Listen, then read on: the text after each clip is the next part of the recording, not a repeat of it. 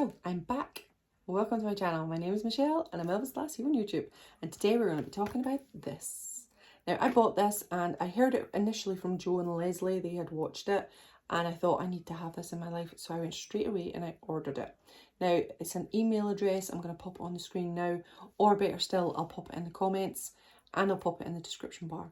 Go and request it from them. So it's the Elvis Presley Film Society and it's Jerry McLafferty. Sorry, Jerry.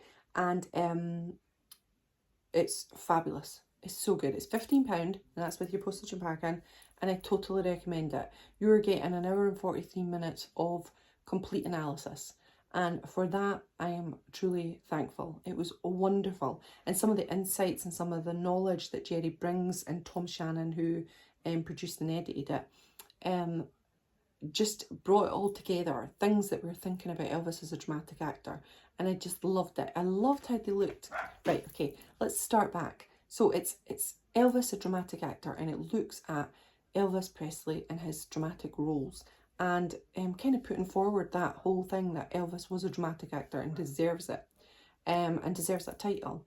And what was the yeah, I just love that. He just didn't have the opportunity, and it's spot on, spot on. He had the talent, he had the wherewithal, he had the ability, but he didn't have the opportunity.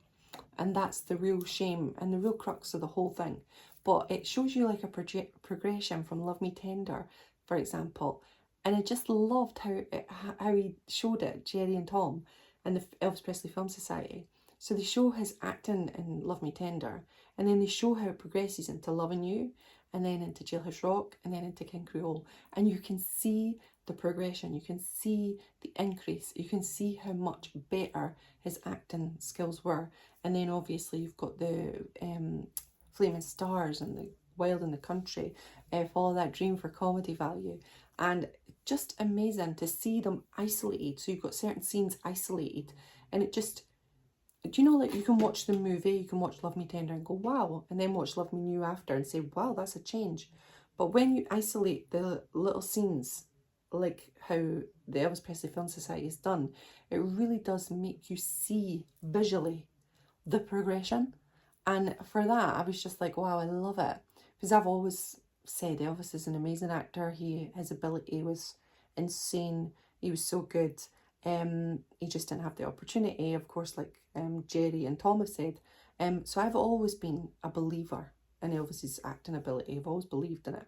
And this just reiterates that, which I thought was wonderful. They also include clips from so the BBC documentary. There's a few clips from there. So there's things that we've seen before where so as Jerry is narrating, he's giving you evidence from the stars. So if he's talking about Walter Matthau, he then plays Walter speaking. Michael Curtiz, he plays himself speaking. And so there's lots of evidence-based value in here that tells you, yes, I'm giving you this, and I can collaborate that in how other people thought of Elvis's acting. And it's just a wonderful 1 hour and 43 minutes of looking at Elvis as a dramatic actor and giving us the proof, which we've got anyway. And people who love Elvis as an actor, we all know it. But it's nice to see the scenes isolated and just go, yeah, that's actually crazily true. It also goes down the path of A Star Is Born. That was a powerful part in it, and I did weep a little bit because they're talking about how excited Elvis was to do it. And when Barbara speaks about it, and she said, I wanted him to play the part because his star was waning, so it'd be perfect for him. My star was on the ascent, so it was just the perfect duo. And they also have Chris Christopherson talking about he didn't even know that Elvis was up for the part, and that he was so sad that he never got the part. And I just thought, they talk about it as well, and it's true, that if Elvis had actually took that part, the difference, the change, and maybe we wouldn't be talking about Elvis as passing away in 77. It might have been a whole different ballgame, because he could have maybe got back into the movies, he could have had a more a purpose, a focus, a more even focus. Because touring took it out of Elvis. You can see what happens in the 70s. Touring was hard. Movie making was hard work, and it totally destroyed his creative mind. But touring was hard as well, in another way, physically, and mentally, of course, as well. So maybe if he had got back into the Hollywood movie business, maybe if he had got that Golden Globe that Chris Christopherson got, maybe if he'd had some of the acting excitement and the buzz, we'd have had a different Elvis now. And that's a real shame. Missed opportunities. And it makes you mad, because especially with the crux of the Colonel. And I've always said, and I know people be like, well, yeah, you, Michelle, you love Girl Happy. And I do. I absolutely love Girl Happy. I love the formulaic movies. I love Clam Bake. Yeah, I do. I hold my hands up. I do. I love Tickle Me. I can watch them every day and never get bored. And I've always had this argument that keeping Elvis in the movies and in Hollywood helped his longevity. And I know some people are like, oh, what? But it's true, because they put him into that Hollywood space and they took him out of that music space when there was like this invasion, British invasion and stuff like that, and all these new bands, and it gave Elvis a breather, and then Elvis came back. And I always thought that, yeah, the movies kind of gave Elvis that all-round entertainer, that movie star, and that adds to the rock and roller, the music, and it kind of like adds to the longevity of Elvis Presley as a global icon. But I've kind of went back on that after watching this, thinking, yeah, the Colonel had those things right. But guess what? I still want Girl Happy and all of these things. Yeah, I do. But guess what? I think if you're going to keep Elvis Presley in the Hollywood world and do that, yes, good idea, then give him good bloody stuff to do. Do you know what I mean? Give him something with acting chops. Like, yeah, I want Girl Happy, I want to watch Tickle Me, but do I want something better for Elvis so that he was creatively satisfied? Yeah, I do also. So it's like, it's that hard thing of loving musicals and loving that, but thinking, well, Colonel got it wrong. He got it wrong. And he went where the money was. He went where you can get $1 million, you can get a soundtrack alongside it. Yeah, he went down the wrong road 1,000,000%. And in little things like A Star Is Born, he got it wrong. And it also goes into all the other lost opportunities. You know, like starring with John Wayne. He could have starred in Thunder Road.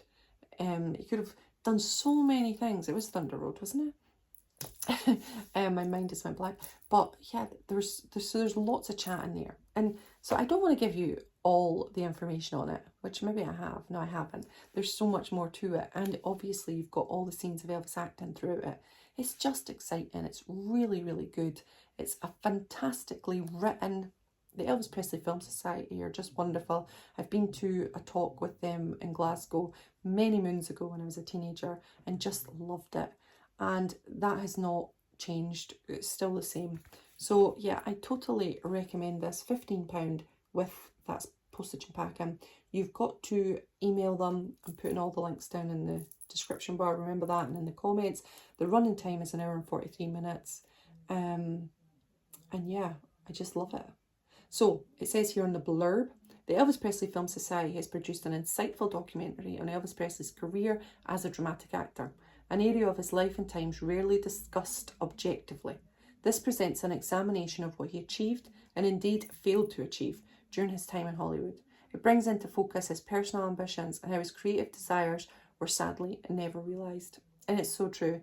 You can see it. He just wanted so much. They were talking, Michael Curtiz is talking, and they play it in here, and how he said he's going to be one of the best actors. He's going to change things. He's going to surprise you. The more I watched him, the more I knew that was the case. Now, I'm paraphrasing. That's not exact words. But if you buy this, you'll find out what the exact words are. But of course, it's taken from somewhere else. But so you might have heard it elsewhere. But yeah, that potential, people could see. It was there, smack in your face. And the potential was never truly realised in the realms of these dramatic roles that would have maybe taken Elvis into super duper movie stardom that would have gave him Oscars, Golden Globes nominations, and better critiques. And unfortunately that wasn't realised for Elvis, and that's a real shame. But then the Elvis Presley Film Society don't diminish the other movies also. So they look at it objectively. And that's why I think it's a really good watch, and I totally recommend it. So if you are looking for something like this, buy it. You won't regret it. Alright, so thanks very much for joining me on this video. I really enjoyed coming back to you. If you haven't seen my video yesterday, there's no Elvis here. My walls are very bare and very ugly looking, full of sellotape. But that's because we're moving house, and that's why it's been hard to get back online. So yeah, that's the story. If you haven't heard anything about that, go back to yesterday's video where it explains where I've been and what I'm doing in the future. So yeah, take care of yourself, and I shall see you on another one very soon. Go and buy it. Bye everyone.